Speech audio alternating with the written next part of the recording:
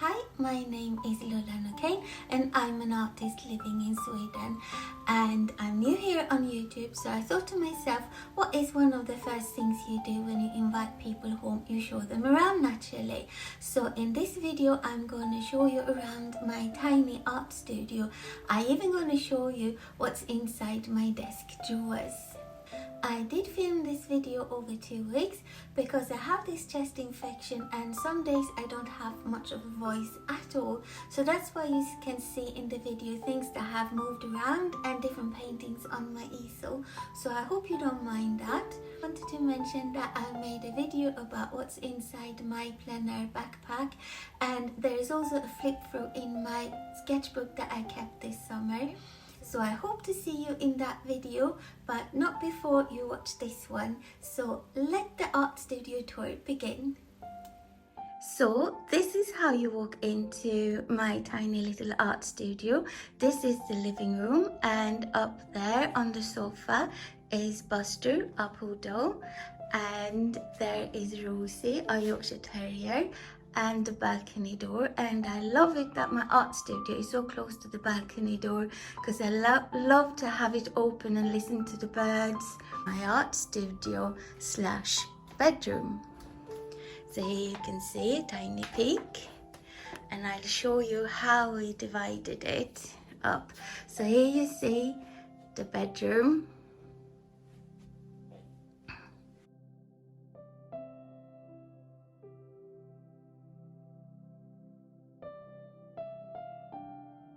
The first thing that I have here is one of those popular little trolleys, a handy dandy little thing.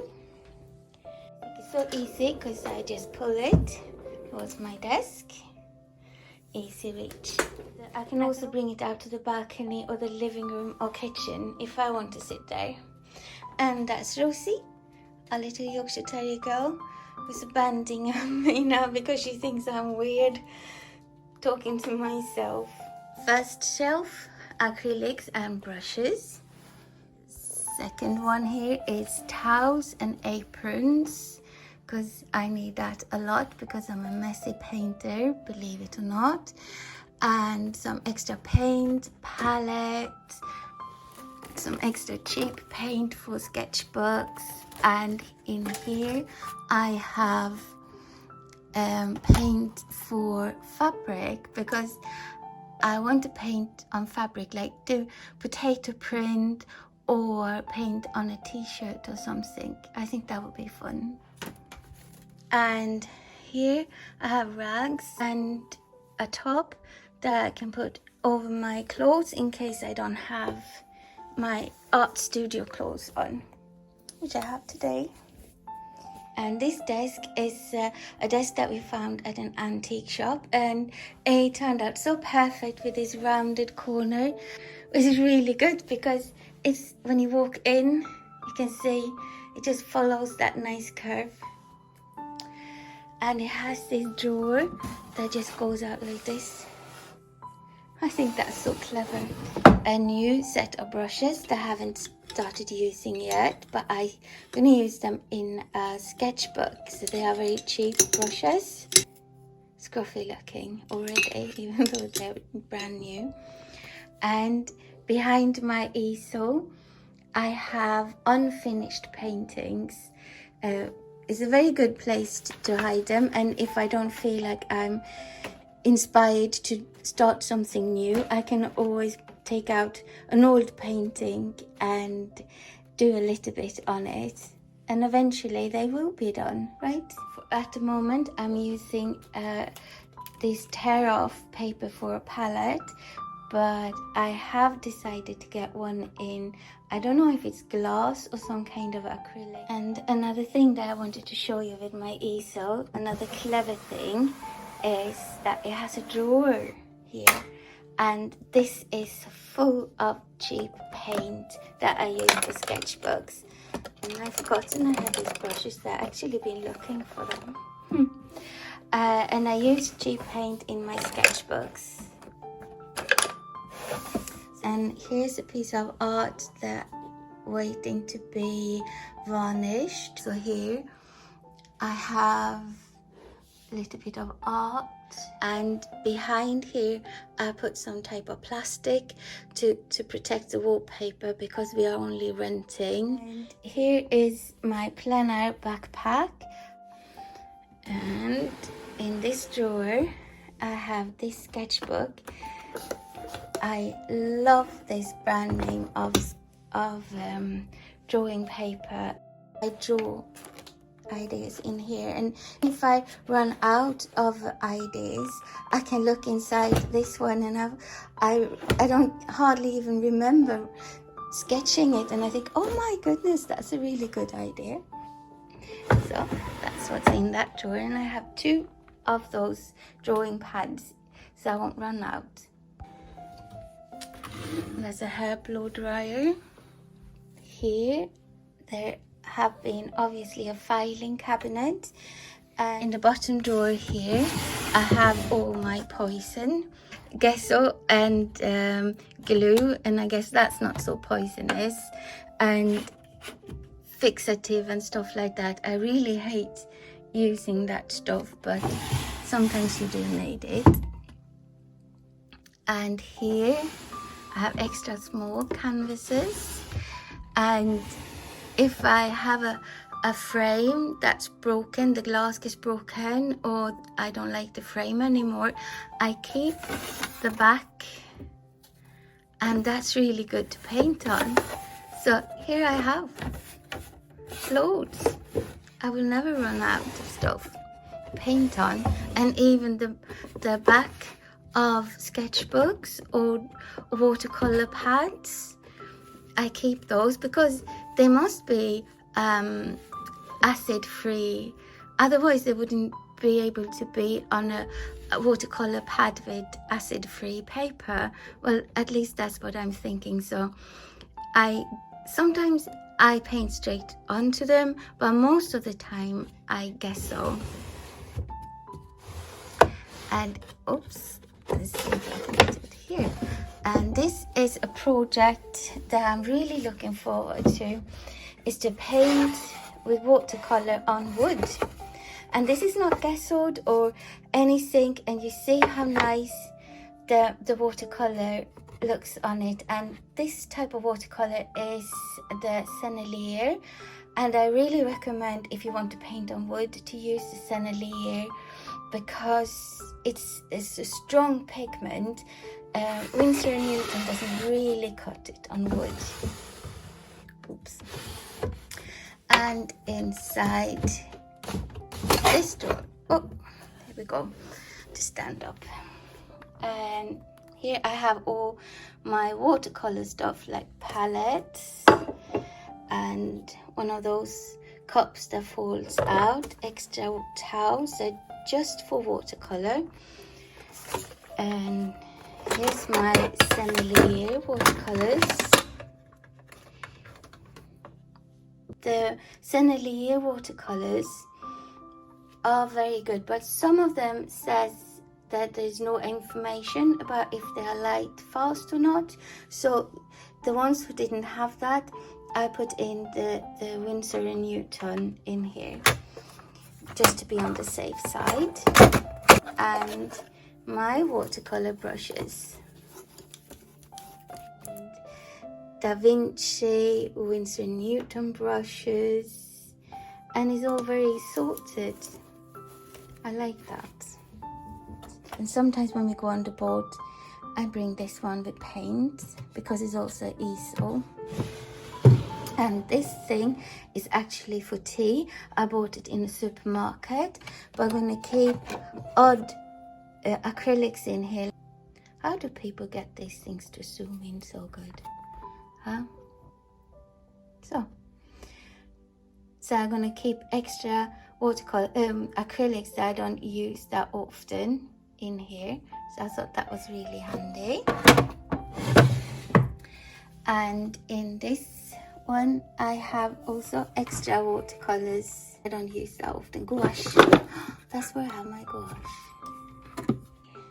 So that was everything inside my paint desk, and now we're going to turn around towards the window. And here is little Miss Rosie sleeping in her doll bed. Isn't she cute? And this rug my grandmother made, and she's not with us anymore, so I think that's nice and cozy to have on the floor. I try not to have stuff on the floor too much, but this is a basket that I bought to have stuff in that is different projects. I want to paint this one, and these are the t-shirts for the fabric print and other stuff, projects like more crafty things, not really art. And there is my drawing desk. Got to say as well that all my lamps here has daylight bulbs in them, so I can sit and paint in the evening and it's like it's daylight in here. I turn it on and see if you can see the difference. I think you can see it more if I turn it off. Do you see? I just wanted to show what my art studio looks in evening time. It's 10 o'clock in the evening, and this is the sunshine from the daylight lamp in my art studio. Getting a daylight lamp bulb is one of the best things. It works so good, and I can sit down and paint even in the evening time. Here in Sweden, when it gets dark early in autumn and winter, I get the perfect light in my art studio. And this lamp also have daylight bulb inside, and it's not so strong. This one is a smaller one, so I really recommend those. I really do. I'll have it pulled in for now. Here I have sketchbooks, my Neocolors, and another sketchbook, and some sketchbooks, and the little projects that I'm gonna film. I used to have this sketchbook in the car, so that's a whole video on its own. The first little drawer here, I have bits and bobs like that can come in handy. And in this one, I have electronics and läckerol. And in this little drawer, I also have very handy little bits and bobs that you need by your drawing desk. Very self-explanatory, I think. And up here, I wanted to have it decorated with a few things, but I think a desk like this can easily go over the top and become a bit too bohemian. And I am, I guess, in one sense. And in one sense, I like it more calm. So it's not too much stuff, but it looks cute. And here's another little chest like this. This used to belong to my mom. And sketchbooks. I thought only like really professional people that was drawing needed this brush, but it is really handy. I like that one. I actually use it more than I thought I would. And in this little chest of drawers that used to belong to a doll. Also in the first one have all handy bits and bobs, you see.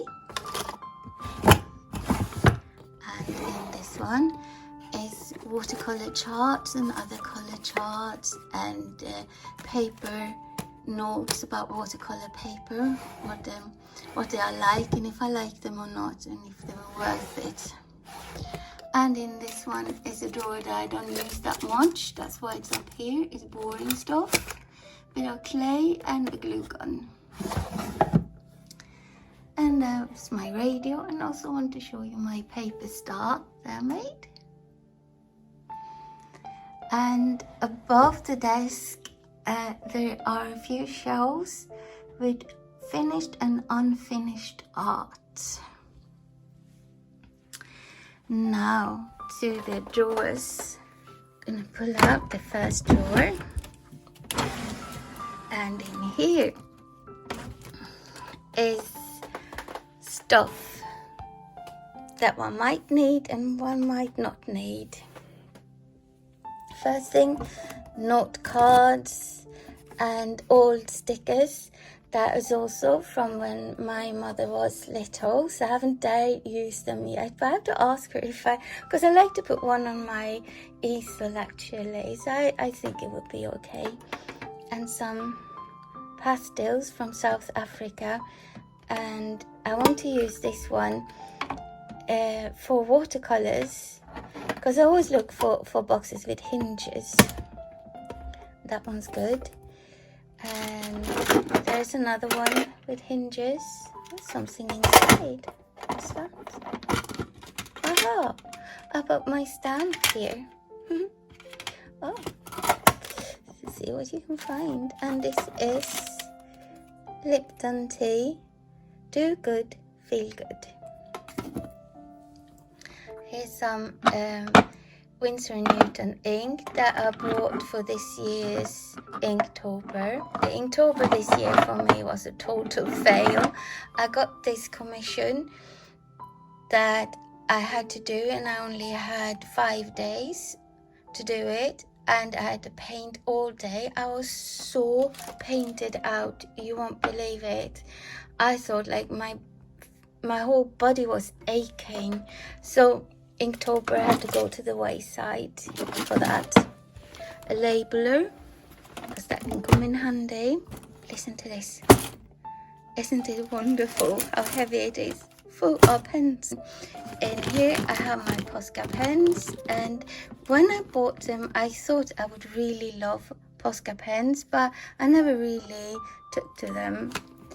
And in this one I have my polychromos, and I did buy the Anne Swan set, and then I added to that. And just an empty one. This one is an old watercolor set from Winsor & Newton. You can see if I can zoom in on the red one.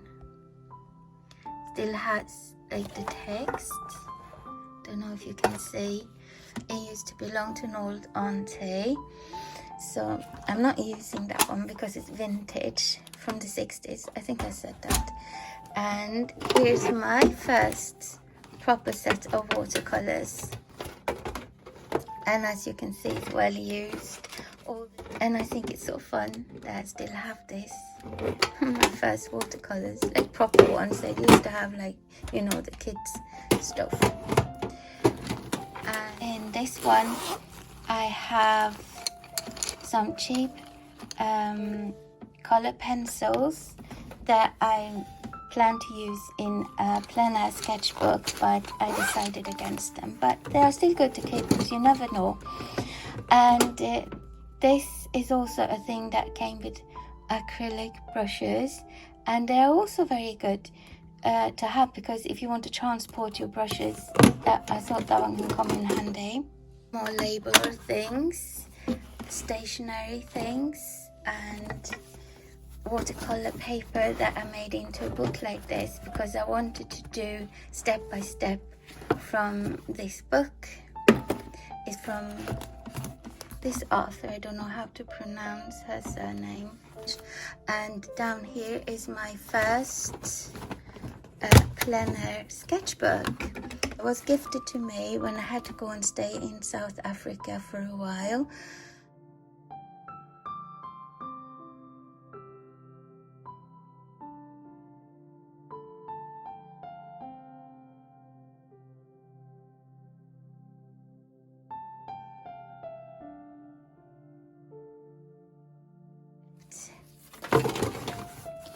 So that was it in the first drawer. Oh, it's a heavy one. Second drawer. And here's some canvas pads, watercolor pads, extra paper, my Inktober folder, and yeah, just extra paper. Good to have. And in the bottom drawer I have finished art, And I always keep this one on top because I love it. I just, that day when I painted it, it was so much freedom, and every brush stroke and everything, I just loved it. And I just want to be reminded of that every time I open this door. Here's a folder with drawings, and under here is old projects and paintings. This is my first sketchbook. It's a normal book that I've stolen from my grandmother and grandfather's bookshelf when I was 4. And yeah, you can see.